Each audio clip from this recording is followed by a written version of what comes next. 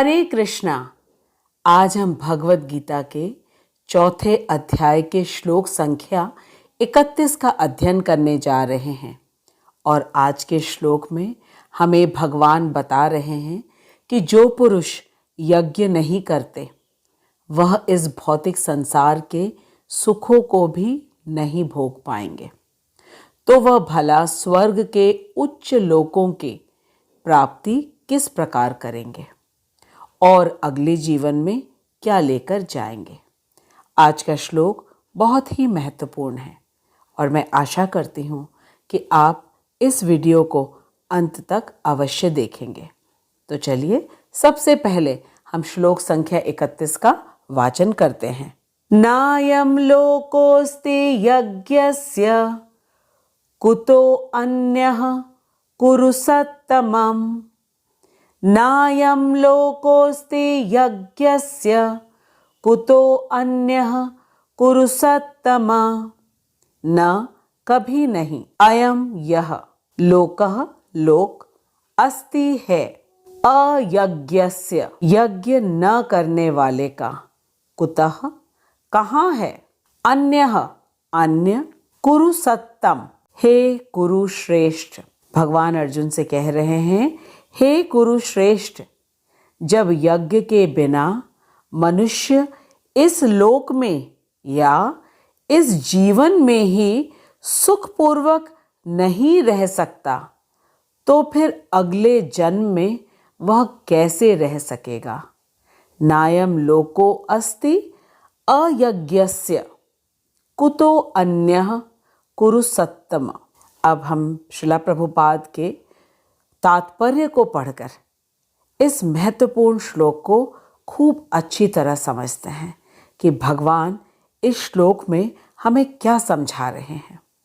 जगत गुरु श्रील प्रभुपाद की जय, अनंत कोटि वैष्णवों की जय। श्रील प्रभुपाद हमें बता रहे हैं कि मनुष्य इस लोक में चाहे जिस रूप में रहे, वह अपने स्वरूप से अनभिज्ञ रहता है। अनभिज्ञ का अर्थ है कि 84 लाख योनियों में मनुष्य चाहे जिस योनि में हो, उसे अपने स्वरूप का ज्ञान नहीं होता। जो नीचे की योनियां हैं, जैसे कि जल में रहने वाले जीव या पक्षी योनि या रेंगने वाली योनि, जैसे कि सांप, बिच्छू या कीड़े मकोड़े या 4 पैर वाले पशु या पेड़ पौधे, ये सभी अपने स्वरूप को नहीं जान सकते।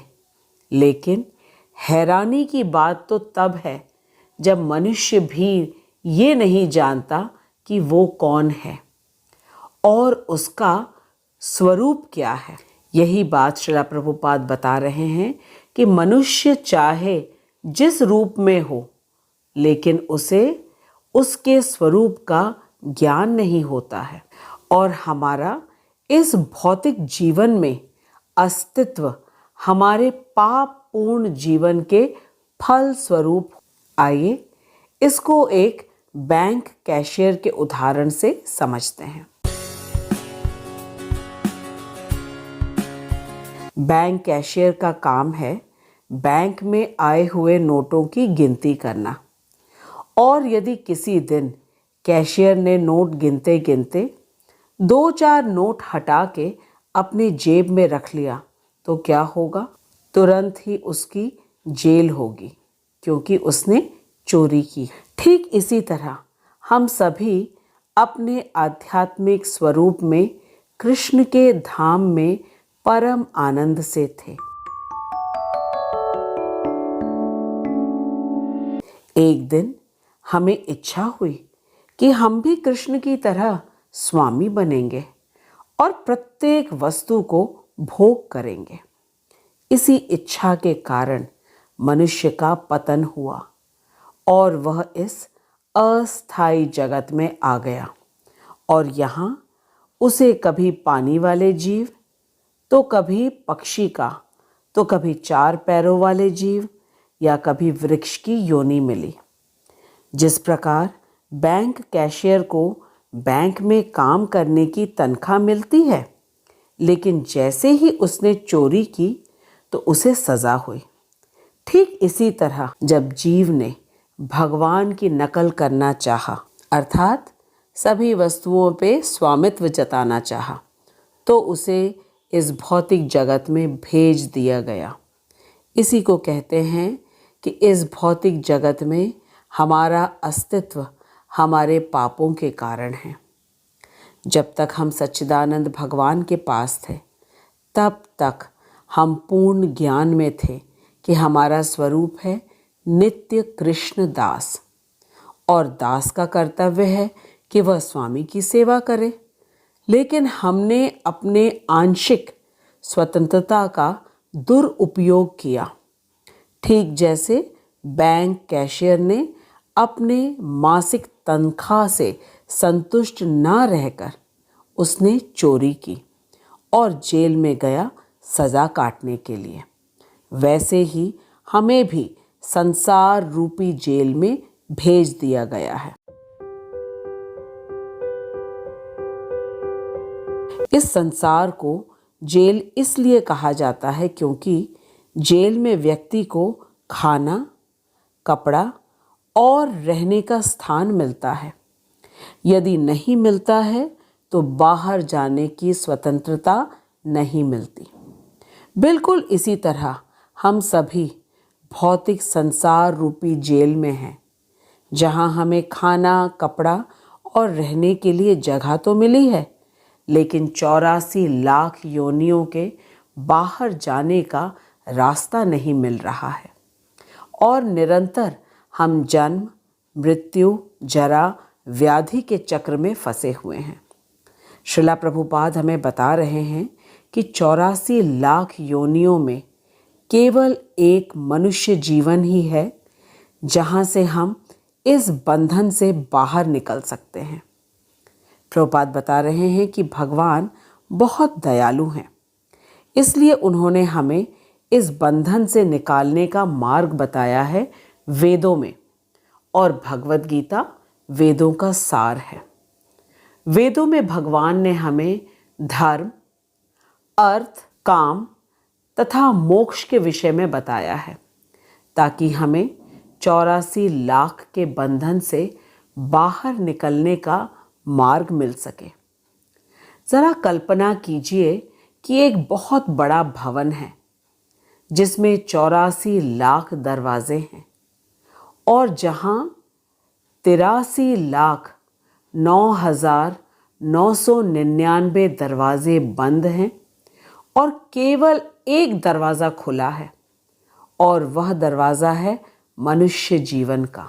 हम सभी स्वतंत्रता की बात तो करते हैं, पर क्या सचमुच हम स्वतंत्रता का सही मतलब समझते भी हैं?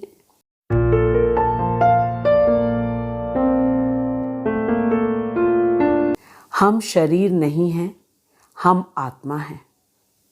फिर हमको बार बार भिन्न भिन्न प्रकार का शरीर क्यों धारण करना पड़ता है? और प्रत्येक नया शरीर धारण करने से पहले हमें फिर से माँ के गर्भ में 9 महीने, 3 महीने या 4 महीने रहना पड़ता है, अलग अलग योनियों के अनुसार, बिल्कुल अंधेरी जगह में, और बाहर आकर वही बुढ़ापा, बीमारी और मृत्यु का दुख सहना पड़ता है। और ये सब सिर्फ इसलिए है क्योंकि हम अज्ञानी हैं। अज्ञानता के कारण हम पापमय जीवन जीते हैं, जिसके परिणाम स्वरूप हमें बार बार जन्म लेना पड़ता है और मरना पड़ता है। बाकी के योनियों को भोग योनि कहा जाता है, और एकमात्र मनुष्य जीवन ही कर्म योनि है। लेकिन सबसे महत्वपूर्ण बात यहाँ ये है कि हम अपने मनमाने ढंग से कर्म नहीं कर सकते। हमें किस प्रकार के कर्म करना है, भगवान ने हमें वेदों में बताया है, और वेदों का सार भगवद गीता है, उसे हमें भगवान ने स्वयं आकर दिया है।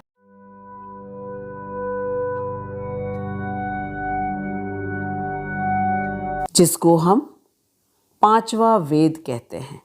भगवत गीता को पांचवा वेद कहा जाता है क्योंकि ये वेदों का सार है। भगवत गीता को हमें समझाने के लिए भगवान ने योग्य गुरु श्रील प्रभुपाद, जो कि गुरु परंपरा में हैं, उन्हें भी भेज दिया गीता को यथा रूप में समझाने के लिए। कितनी बड़ी कृपा की है कृष्ण ने हम सब पर। हमें तो अब सिर्फ मन लगा के भगवत गीता को सुनना है, समझना है और भगवान के बताए मार्ग पर अपना प्रत्येक कर्म करना है।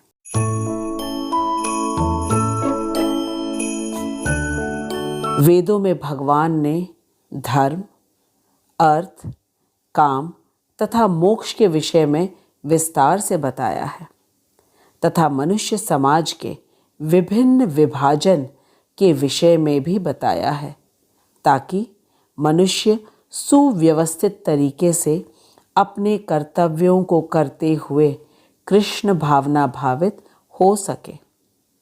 आइए अब हम क्रम से धर्म, अर्थ, काम और मोक्ष के विषय को समझते हैं।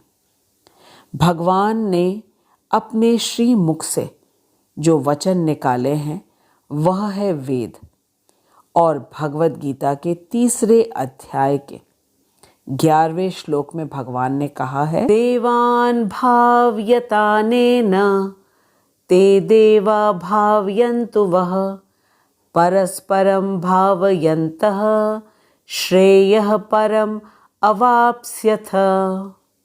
भगवान अर्जुन से कह रहे हैं कि यज्ञों के द्वारा प्रसन्न होकर देवता तुम्हें भी प्रसन्न करेंगे, और इस तरह मनुष्यों तथा देवताओं के मध्य सहयोग से सबों को संपन्नता प्राप्त होगी। इष्टान भोगान ही वो देवा दास्यन्ते यज्ञ भाविताः तैर्दत्तान् प्रदायेभ्यो यो भुङ्क्तेस्तेन एव सः। फिर भगवान ने अगले ही श्लोक में कहा कि यदि कोई व्यक्ति देवताओं को उनका दिया हुआ उपहार भेंट किए बिना उनका भोग करता है तो वह चोर कहलाता है। भगवान कह रहे हैं कि जीवन की विभिन्न आवश्यकताओं की पूर्ति करने वाले विभिन्न देवता यज्ञ संपन्न होने पर प्रसन्न होकर तुम्हारी सारी आवश्यकताओं की पूर्ति करेंगे।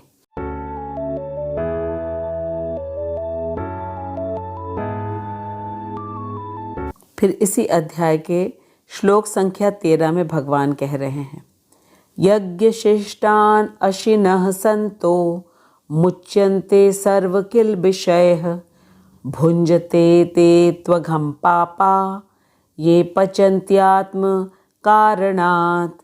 भगवान कह रहे हैं कि भगवान के भक्त सभी प्रकार के पापों से मुक्त हो जाते हैं, क्योंकि वे यज्ञ में अर्पित किए भोजन को ही खाते हैं। अन्य लोग जो अपने इंद्र सुख के लिए भोजन बनाते हैं वे निश्चित रूप से पाप खाते हैं। भगवान ने स्पष्ट रूप से कहा कि जो भक्त होते हैं वे प्रत्येक चीज़ को भगवान को अर्पण करते हैं और प्रसाद रूप में उसे ग्रहण करते हैं, और जो लोग इंद्रिय सुख के लिए भोजन बनाते हैं अपने स्वाद के लिए, वे निश्चित रूप से पाप खाते हैं, क्योंकि उन्होंने भगवान को अर्पण नहीं किया है। किंतु जो इन उपहारों को देवताओं को अर्पित किए बिना ही भोगता है वह निश्चित रूप से चोर है। अब हमें ये पता चल गया कि कौन से व्यक्ति हैं जो पाप करते हैं और कौन से हैं जो नहीं करते हैं। भगवान ने 4 अध्याय में हमें 10 प्रकार के यज्ञों के विषय में बताया है, ताकि इनमें से किसी एक प्रकार के यज्ञ का चयन हम कर लें। मनुष्य जीवन में ही आत्म साक्षात्कार संभव है और उसके दो मार्ग हैं। पहला मार्ग है भक्ति मार्ग और दूसरा है कर्म का मार्ग। भक्ति मार्ग का अर्थ है कि प्रत्येक कार्य केवल और केवल कृष्ण की प्रसन्नता के लिए किया गया हो, और इस मार्ग पर चलने के लिए भगवान की कृपा की आवश्यकता है, जो कि गुरु को प्रसन्न करके ही मिलती है। और दूसरा मार्ग है कर्म का, जिसमें भगवान ने 10 प्रकार के यज्ञों के विषय में बहुत ही विस्तार से बताया है। सबसे पहले भगवान ने कर्म मार्ग के सर्वोच्च यज्ञ के विषय में वर्णन किया है, जिससे यज्ञ करने वाला प्रत्येक वस्तु में ब्रह्म के दर्शन करता है, फिर चाहे वो हवन की आहुति हो, हवि हो या घी हो या चम्मच, जिससे हवन में घी अर्पण किया जाता है। इसके बाद भगवान ने बहु ईश्वरवादियों द्वारा किया गया यज्ञ इसके विषय में बताया, जो कि देवताओं को प्रसन्न करने के लिए किया जाता है, ताकि देवता उन्हें संसार की सभी भोग की वस्तुएं प्रदान कर सकें। इसके बाद भगवान ने ब्रह्मचारियों द्वारा किया गया यज्ञ, जिसमें शिष्य अपने गुरु को अपने मन की आहुति देता है। इसके पश्चात गृहस्थों द्वारा किया गया यज्ञ, जहाँ संयमित इंद्रिय तृप्ति की छूट है और विवाह संस्कार की व्यवस्था है। इसके बाद निराकारवादियों द्वारा किया गया यज्ञ, जहाँ यज्ञकर्ता अपने शरीर को ही ब्रह्म में लीन कर देना चाहता है। इसके बाद भगवान ने द्रव्य यज्ञ, जिसमें व्यक्ति अनाथालय, वृद्धाश्रम, विद्यालय, धर्मशाला, अस्पताल, कुएं खुदवाना, पेड़ लगवाना जैसे समाज के भलाई के कार्य करता है। इसके बाद तपोयज्ञ, जिसमें व्यक्ति चातुर्मास का पालन करता है। योग यज्ञ, जिसमें पतंजलि सूत्र द्वारा प्राण वायु को नियंत्रित किया जाता है, तथा स्वाध्याय यज्ञ, जिसमें व्यक्ति सभी प्रकार के आराम और इंद्रिय तृप्ति की आहुति कर शास्त्रों का अध्ययन करता है। ये सभी यज्ञ वेदों में वर्णित हैं और यही मनुष्य का धर्म है, और जो मनुष्य इन बताए यज्ञों में किसी एक का भी पालन नहीं करते, तो इसका अर्थ है कि वह विकर्म कर रहा है। विकर्म का अर्थ है कि जिस कार्य की अनुमति वेद हमें नहीं देते, वह विकर्म है। वेदों के अनुसार कर्म ही धर्म है। इसके अन्यथा सारे मनोधर्म से किया गया कर्म विकर्म कहलाता है। मनुष्य वेदों के अनुसार उचित रूप से यज्ञ करता है, तब सभी देवी देवता प्रसन्न होते हैं और वे प्रचुर मात्रा में अन्न की पैदावार करते हैं। हमने 3 अध्याय में पढ़ा है कि यज्ञ से उचित वर्षा होती है और पृथ्वी देवी प्रसन्न होती हैं और खूब अच्छी फसल होती है, और गायें खूब दूध देती हैं और किसी प्रकार की कोई कमी नहीं होती है। श्रीला प्रभुपाद कहते हैं कि चाहे कितनी भी जनसंख्या क्यों न हो, सभी के लिए पर्याप्त अनाज देने की क्षमता है भगवान में।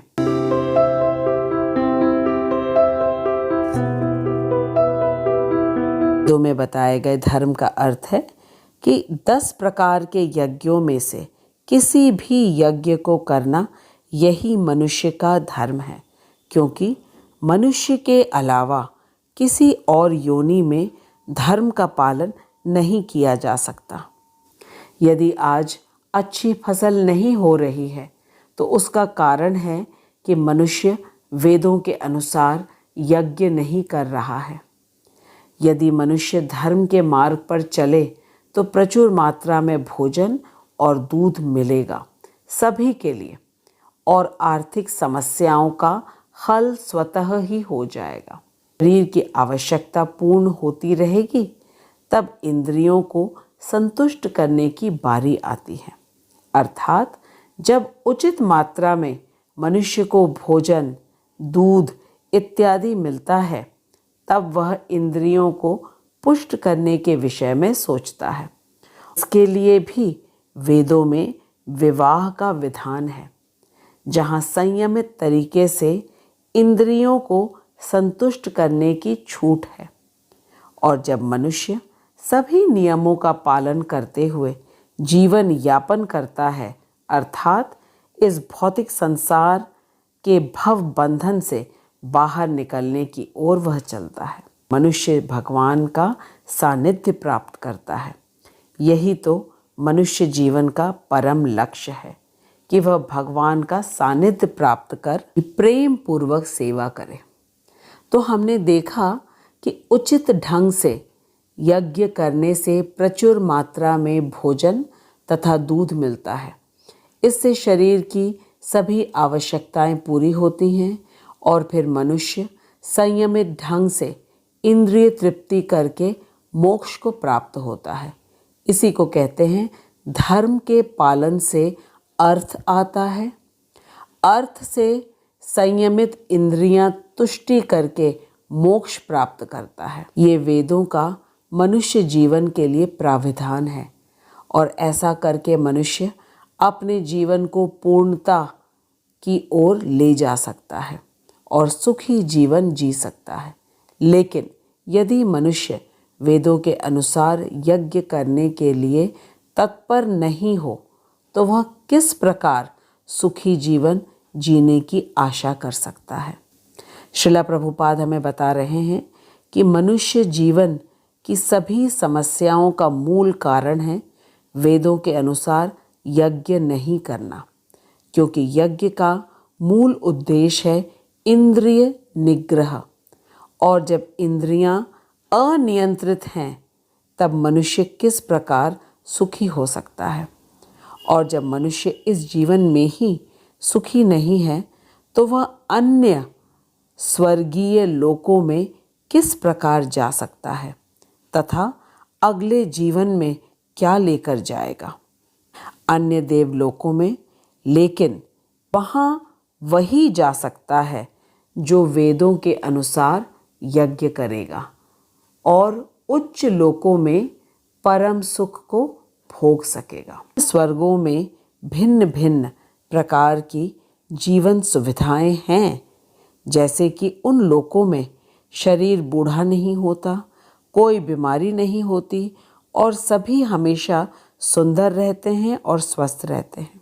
इस श्लोक में भगवान अर्जुन से इसी बात को कह रहे हैं कि यदि मनुष्य यज्ञ नहीं करेगा तो वह इस भौतिक जीवन में भी सुखपूर्वक नहीं रह पाएगा और फिर देह त्यागने के बाद उच्च लोक की कैसे प्राप्ति कर पाएगा तथा अगले जीवन में वह किस प्रकार रह सकेगा।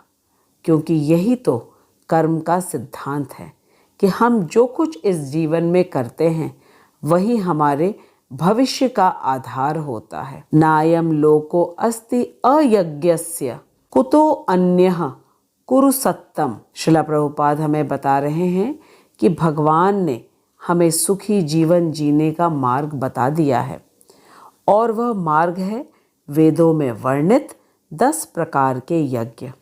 हमें तो सिर्फ अपनी सोच, इच्छा तथा जीवन की अवस्था के अनुसार 10 यज्ञों में से किसी एक यज्ञ का चयन करना है और पूर्ण निष्ठा के साथ पालन करना है। यदि मनुष्य इन यज्ञों में से किसी एक का भी पालन कर लेता है तो वह कभी भी किसी समस्या का सामना नहीं करेगा। आज चारों ओर जो भोजन की कमी है, पर्याप्त वर्षा नहीं होती या गलत समय पर अधिक वर्षा का होना, पूरे आर्थिक व्यवस्था का बिगड़ जाना, ये सभी समस्याएं वेदों के अनुसार जीवन न जीने के कारण हैं। प्रभुपाद कह रहे हैं कि वेदों के अनुसार जीवन जीने से कभी भी किसी प्रकार की कोई समस्या आ ही नहीं सकती, क्योंकि ये भौतिक सभी वस्तुएं हमें देवी देवताओं के द्वारा मिलती हैं और देवी देवता भगवान के प्रतिनिधि हैं और भगवान समस्त सृष्टि के स्वतंत्र ईश्वर हैं। ईशोपनिषद के पहले श्लोक में बताया गया है, ईशावास्यम इदं सर्वं यत्किंच जगत्याम जगत तेन त्यक्तेन भुंजीथा मागृदः कस्ये स्वधनम। अर्थात इस जगत की प्रत्येक वस्तु भगवान की है और भगवान के भोग के लिए है। हमें जो कुछ मिला है ईश्वर के द्वारा, उसमें ही हमें संतुष्ट रहना चाहिए और दूसरों के अधिकारों का कभी भी हनन नहीं करना चाहिए। स्पष्ट रूप से हम सबको पता चल गया कि इस पूरे जगत के ईश्वर भगवान हैं, कृष्ण हैं, और जो कुछ हमें मिला है हमें उसमें संतुष्ट रहना चाहिए। जिस प्रकार बैंक कैशियर को उसकी गलती के लिए सज़ा मिली, ठीक इसी प्रकार हमारे जीवन में जो दुख है, समस्याएं हैं, उसके जिम्मेदार हम स्वयं हैं। लेकिन हमें निराश होने की आवश्यकता नहीं है, क्योंकि भगवान ने हमें सुखी होने का मार्ग भी बताया है। और वह मार्ग है कि यदि हम वेदों में बताए गए यज्ञों को करेंगे तो हम इस जीवन में और आगे के आने वाले जीवन में भी सुखी रहेंगे। लेकिन यदि हम अज्ञानता के कारण भगवद गीता को नहीं पढ़ेंगे और यज्ञ नहीं करेंगे तो निश्चित रूप से पाप होगा और पाप से हमारे जीवन में दुख आएगा, इस जीवन में और आगे आने वाले जीवन में भी। श्रीला प्रभुपाद ने हमें सबसे सरल मार्ग बताया है कृष्ण भावना भावित होने के लिए, और वह मार्ग है हरे कृष्ण महामंत्र का जप करना, भगवान का प्रसाद ग्रहण करना और अपने मनुष्य जीवन को सफल करना। मैं श्रीला प्रभुपाद और अपने शिक्षा गुरु हिज ग्रेस हरि मोहन प्रभु जी को दंडवत प्रणाम करती हूँ, जिनकी कृपा से हम भगवद गीता के परम रहस्यमय ज्ञान को इतनी सहजता से समझ पा रहे हैं। मैं आप सभी को धन्यवाद देती हूँ ध्यानपूर्वक भगवद गीता के श्लोक को सुनने के लिए। अब हम अगले सप्ताह मिलेंगे, तब तक आप हरे कृष्ण महामंत्र का जप करिए और प्रसन्न रहिए। हरे कृष्णा।